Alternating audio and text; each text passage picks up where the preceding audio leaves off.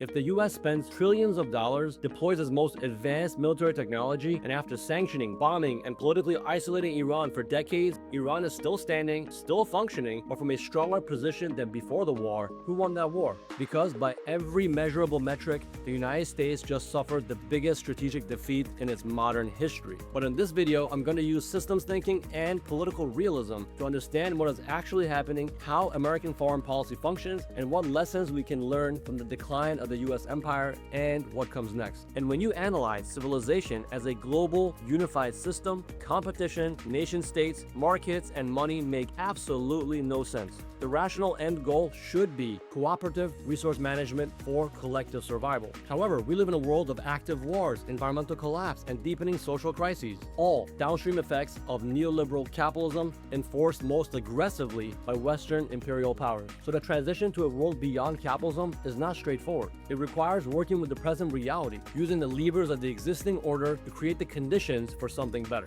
That is the fine line, and that is where political realism becomes not a worldview to get settled into and comfy with, but rather a tool for navigating toward a more rational future. It's also about stripping away the propaganda, the media narratives, and the emotional manipulation to get to the heart of the truth. Follow the money, follow the power, follow the institutional incentives, and the truth becomes very clear very fast. We have to be willing to understand the world as it is, not as how we wish for it to be. Every empire in human history has followed the same arc: rise, expansion, overextension, decline, and collapse. The Romans didn't fall because of barbarians. They fell because they bled themselves dry, fighting wars on too many fronts, maintaining too many military bases, spending more on conquest than they could ever extract in return. The United States maintains over 750 military bases in over 80 countries, and it has spent conservatively over $8 trillion since 2001 on wars in the Middle East. And what did it get? A destabilized Middle East that does not benefit any normal people, only the corporations that seek to dominate the flow of capital around the entire world. And although Afghanistan, Iraq, Libya, and Syria were categorized as losses by the mainstream media, that was the actual goal of those wars: to create failed states that cannot resist or fight back against US imperial hegemony in the region. But Iran is still standing, still trading, and still aligned with the multipolar world. And just like Rome, the US does not acknowledge the decline. It doubles down, it gets more aggressive, more desperate, and more dangerous. That's exactly what we are watching unfold right now. It's the end of the unipolar moment.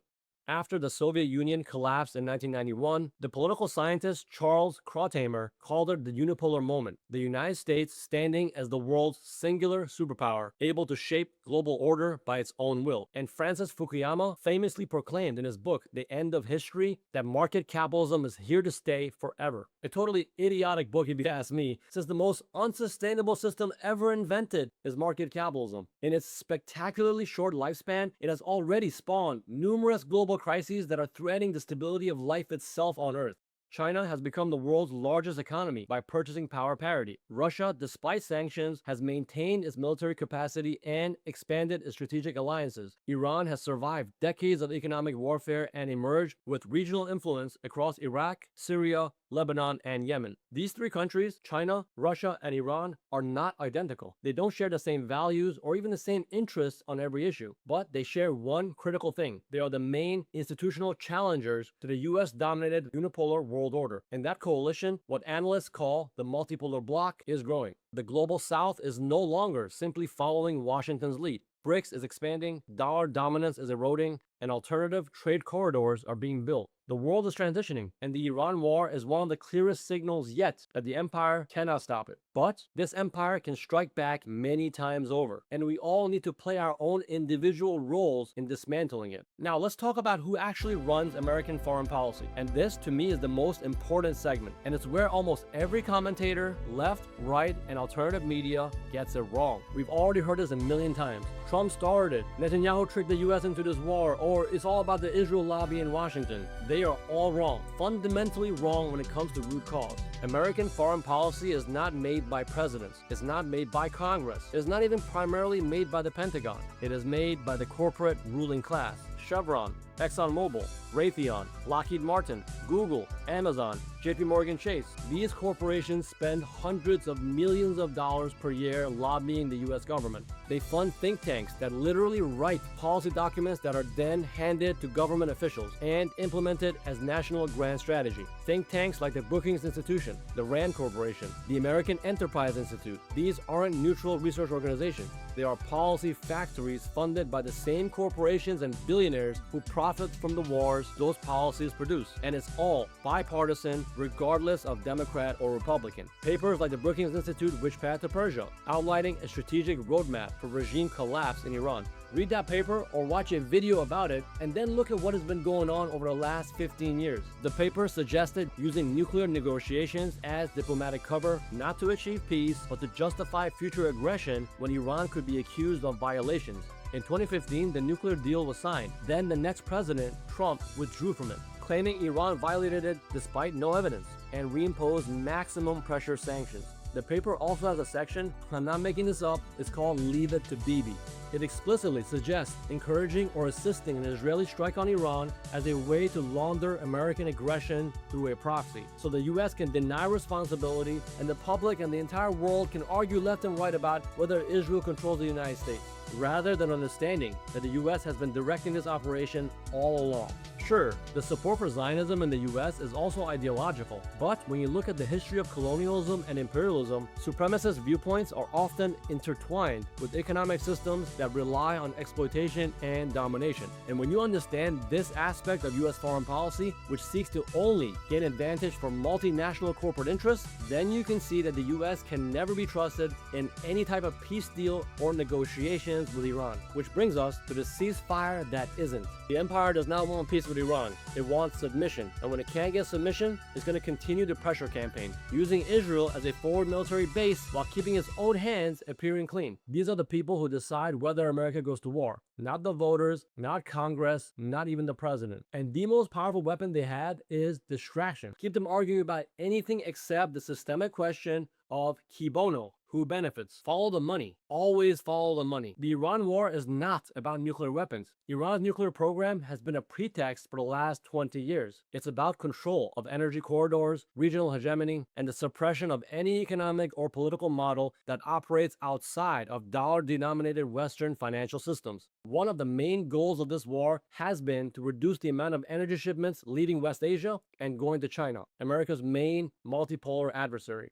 And to be honest, this goal has been achieved.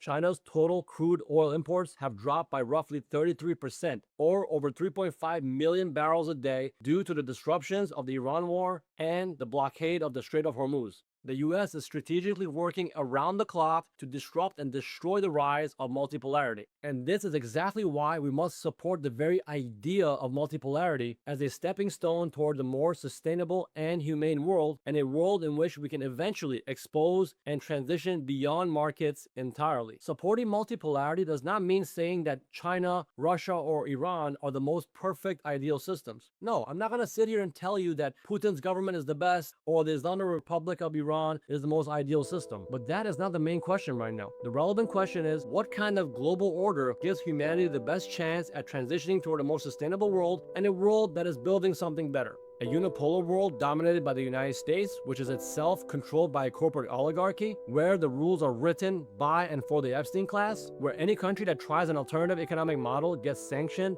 destabilized, or bombed, or a multipolar world. Even one with its own contradictions and power struggles is still a world with much more diversity, more space for alternatives, more friction against any single bloc imposing its will on humanity. I believe we need to get beyond empire entirely, beyond market capitalism, to a resource-based economy. A system where scientific principles, intelligent resource management, and a participatory democracy replace the profit motive as the organizing principle for civilization. But we cannot get there from a unipolar world. We have a much better chance of arriving there from a multipolar world, and that is why this moment matters so much right now. For me, personally, as an Iranian, the defeat of the US empire is not something to celebrate as a nationalist. No, it's something to understand as a systems thinker and as a human being living on this planet that we all share. Every crack in the unipolar order is a crack in the wall that has kept humanity trapped in the same cycle of empire, of war and exploitation for centuries. But we are in the most dangerous phase, which concerns me the most. Declining empires are the most dangerous empires.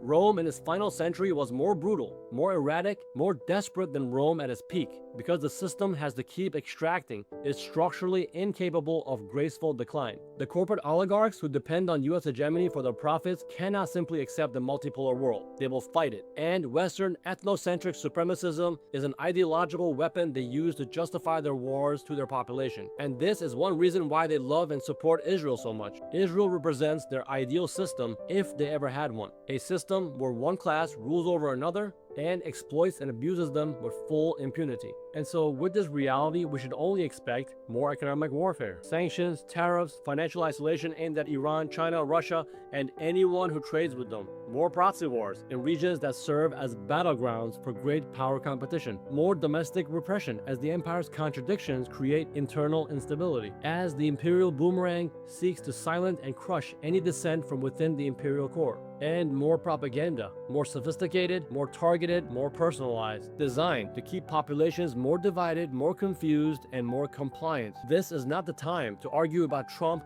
or Netanyahu or any other political clown. This is the time to truly understand the system. And yeah, I do think voting Democrat or boycotting certain corporations is important in minimizing the harm, but that's all it's gonna be, damage control, not system change. Most importantly, we need to understand how the system functions, the main drivers, the political institutions, the think tanks, and the corporations that support all the imperial policies of US hegemony. We have to stop letting the media redirect our attention towards politicians who are merely public figures of institutional power. We have to support media groups, channels, and movements that are doing genuine and proper analysis, not bumper sticker politics. Recognize that the most radical thing you can do right now is to think clearly, because the entire system, the media, entertainment, and politics is designed to prevent exactly that. The Iran war was a strategic defeat for the US empire. Not a military defeat in the traditional sense, but a defeat of the project of total global domination. And that matters. The unipolar moment is over. The multipolar transition is on their way. And the question now is not whether this change happens. It's whether humanity can navigate this moment towards something better, or the empire is simply going to burn everything down on its way out.